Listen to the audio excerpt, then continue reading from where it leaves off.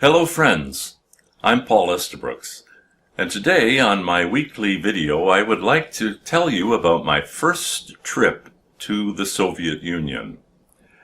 It was in 1986 and I actually had the entire family with me. And I'll explain how and what happened on that incredible trip. We lived in Singapore on our last overseas assignment up until 1986 when Open Doors asked me to come home to Canada to become the Canadian director of Open Doors here. Until then, the Canadian office had basically been functioning under the US, and now local laws did not permit that anymore, and so we had to have an independent office in Canada. And we were coming home to a country we had not lived in for 15 years. And the kids had grown up entirely in Asia. This was their home, as they called it, but they had never lived here, except for a few visits during our short home leaves. We were leaving Singapore to come to Canada.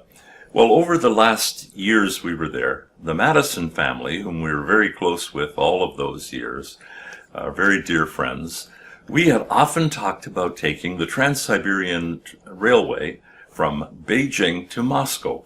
It took a week. You had sleeping bunks to be in, food carriages on the car.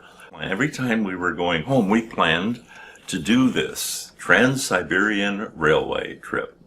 And something would always just come up that would not allow it to happen, especially to do it together with two families. And this year happened to be the same. That was our first plan. But then something happened in April of 1986 called Chernobyl in the Ukraine, which was one of the countries we were heading toward. Diane's family had come from the Ukraine. Her grandparents immigrated to Canada from Western Ukraine, and she had never been to the country of her family's origin, and so that was the plan, was to go to Ukraine.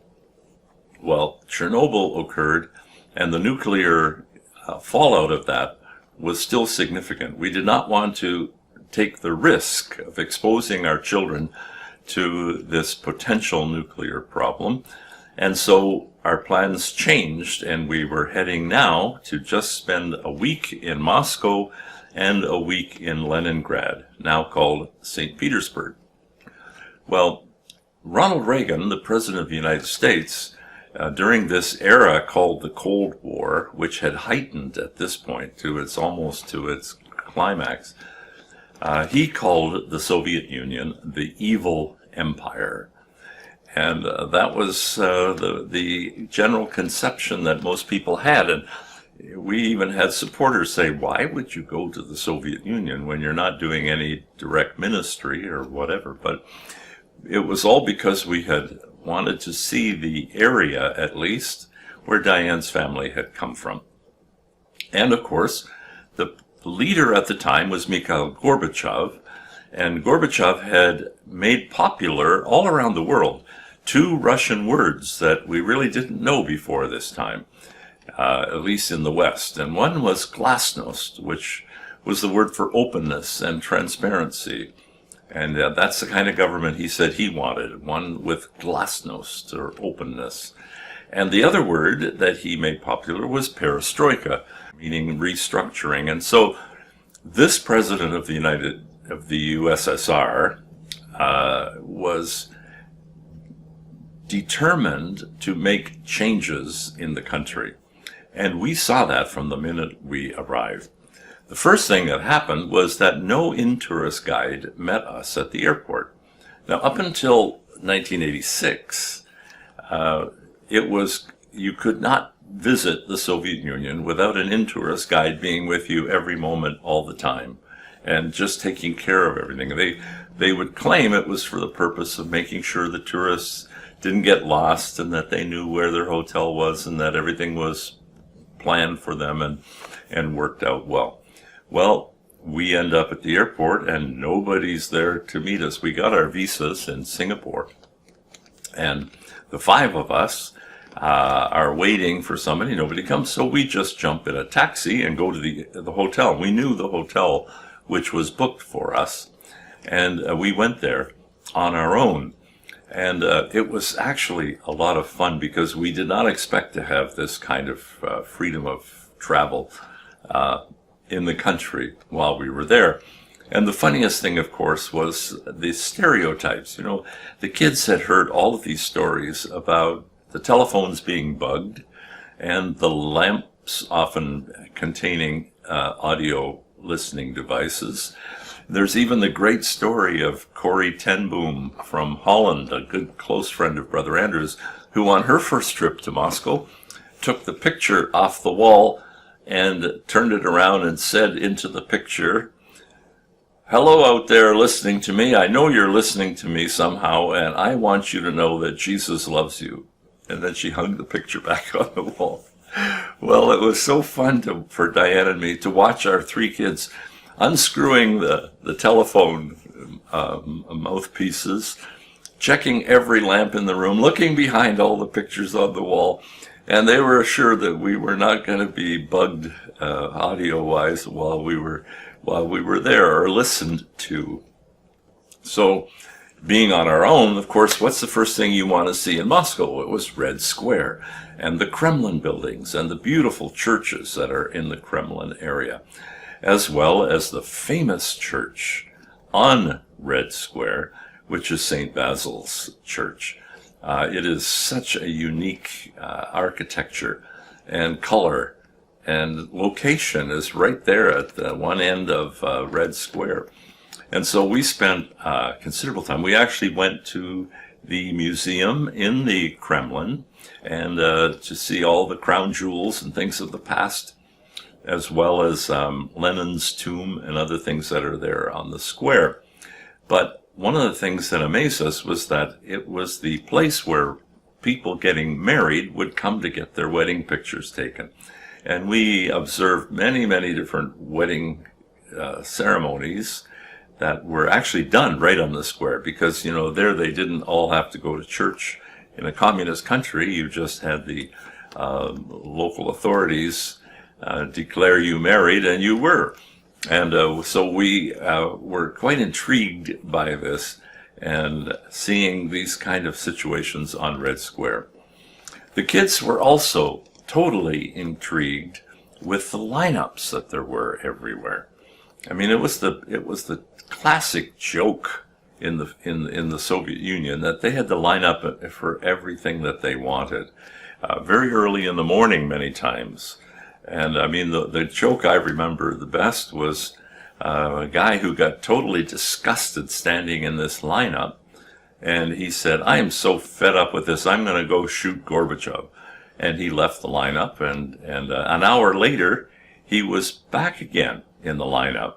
And the people said, "Hey, thought you were going to go shoot Gorbachev." He said, "Oh, the lineup there was even longer than this one." Well, that was the case, and the kids actually observed that. They actually loved to stand in line to find, first of all, to find out what is it that's at the other end that all these people are waiting for. And the one they enjoyed the most was the bread store. And so each morning, we would give them some ruble coins. I forget whether they were called kopecks or something. The coins of rubles, which was the currency of the Soviet Union.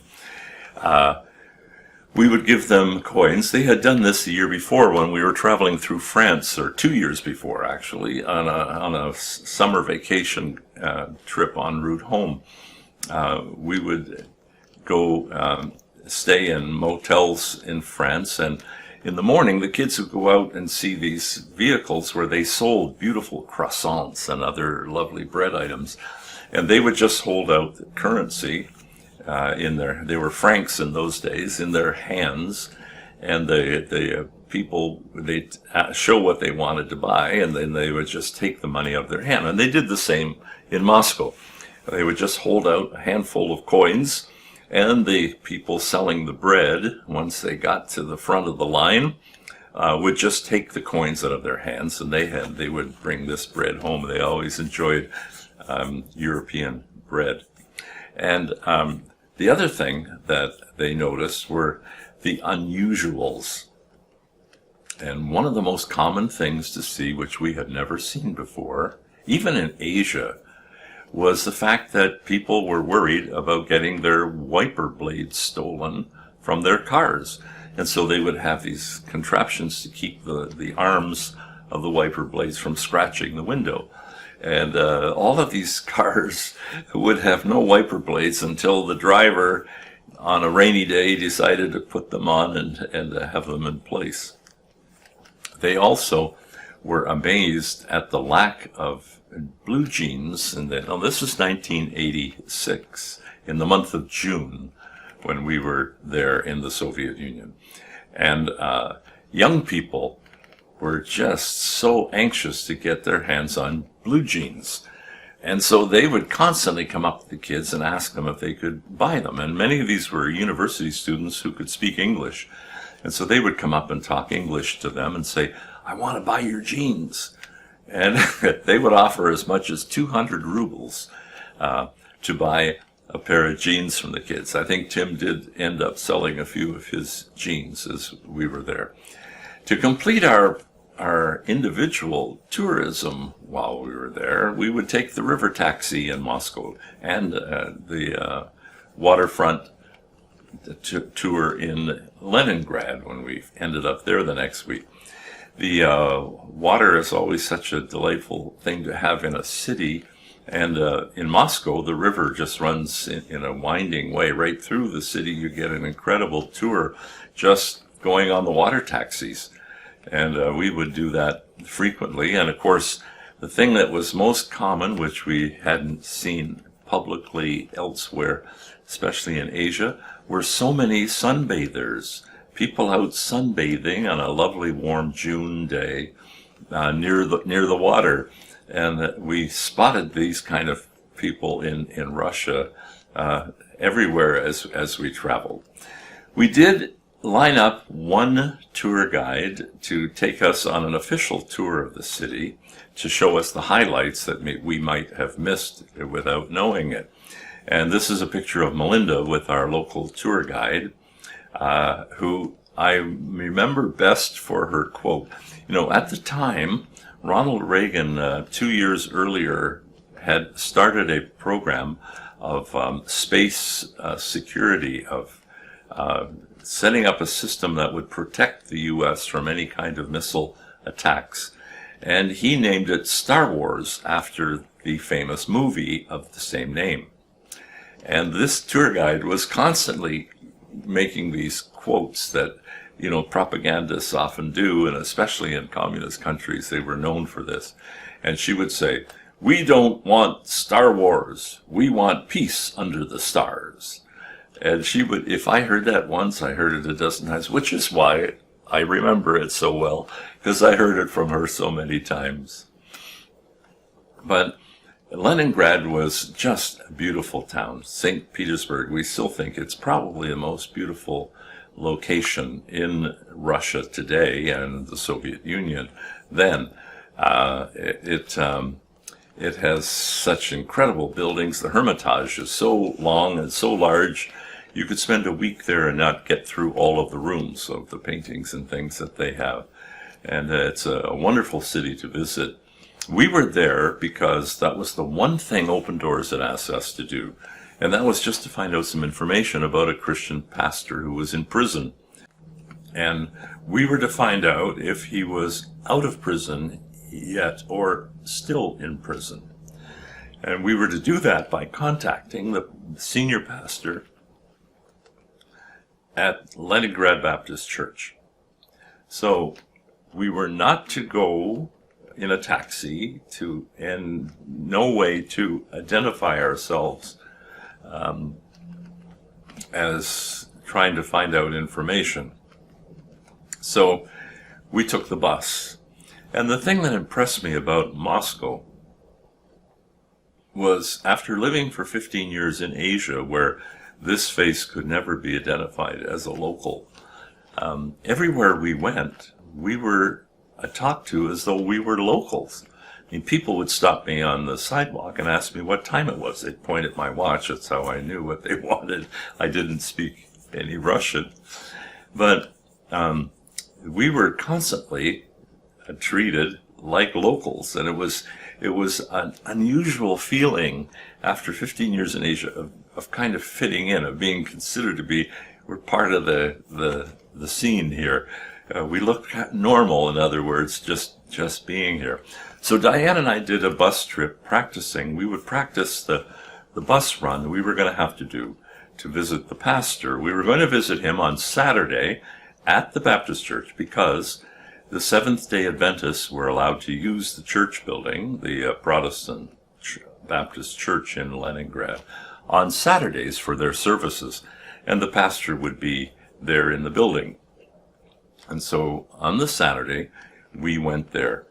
And the funniest thing occurred on the way. It was pouring rain on that Saturday morning, I remember. And we were waiting for a bus transfer at a corner, and it was pouring rain. And so Diane and I stood back in the entrance of two shops that were right at the bus stop. We could see when the bus came. And so to get out of the rain, we stood back, each of us in a different entrance to two different shops. And up to me comes a local man who is irate. And he says to me, he's pointing behind me at the sign on the door of the shop that I'm standing in front of, which was not open at the moment. And he's talking a blue streak in a very upset manner. And of course, I knew that the word for yes in Russian is da. And so he says something, and I said da. And he keeps talking. He talked to me for about 10 minutes, and Diane is standing in the next shop entrance, laughing her head off because this guy is talking to me, like I understand, and all I'm saying is da, da, da, and he goes on and on. Now, my interpretation through body language was this. He was angry because he was supposed to pick up something from this shop. And here's how I interpret what he said was, these characters, they say on the door right here that they open at 9 o'clock. And it's now 20 after 9. They're still not open. When are these people going to be here? I can't hang around here all day waiting for them to open the shop. I got to pick up this thing. Well, we had some of those very, very fun experiences. We got to meet the pastor, Pastor Peter, who's now a major leader later in the Baptist Church nationally, rather, across the Soviet Union, or now the country of Russia. And he did not speak a lot of English, and he didn't always understand everything we asked. But when we asked about this pastor, who we were to find out about, he held his hands up like this, holding them crisscrossed like that. And it was a sign for us that this pastor was still in prison. He was behind bars. And we were able to share that information. Later, that pastor, along with many others, were released, and we'll tell you about that in a later video in this series. The Hermitage was the most beautiful place that we visited in Leningrad, but we also went to the Admiralty, and we had pictures taken all over the square there, where a lot of the revolutionary activities had occurred in the past. And then we flew on from Russia to the United Kingdom, to London, England. It was because Diane was to take a 1-week course in ESL, which she planned to teach when she came back to Canada. She had done some teaching of English to Israeli women in Singapore and really loved the experience. And she needed to get certified, and one of the courses she could take, intensive course, was 1 week at the University of London in downtown London, England, where they had a dormitory, and she would stay there for the whole week. So the 3 kids and I went to a Christian bed and breakfast out on the outskirts of town to Mrs. Beasley's house. And we would then take the tube, the subway, into London every day and do our touring and sightseeing. The kids really, really enjoyed that. And so at the end of the day, like around supper time, we would go and find Diane. She'd be done her classes for the day, and she'd have the evening free. And so we would then take her to the things we thought were the most sight-worthy, most worthy spots to see. And each evening, we took her to do our tour of London after we had checked out everything during the day. We had a wonderful time together. The kids and I enjoyed it. One of the things we did as well was to attend Vesper services at Westminster Abbey, which I will never forget. It was a beautiful experience of worshiping in an incredible cathedral there in London. But as I close, I want to tell you about the sign that was on the wall at Mrs. Beasley's bed and breakfast. Every morning as we three kids and I, would have breakfast together at her home. We were the only people staying in her place. And so we would have breakfast together and with her and her husband. And on the wall was a saying or a sign. And we have it now at the front door of our apartment when you come in. It's one of the first things you see, because it was such a significant statement, and we discussed this together every single day. Here's what the sign said. Sometimes the Lord calms the storm. Sometimes he lets the storm rage and calms his child.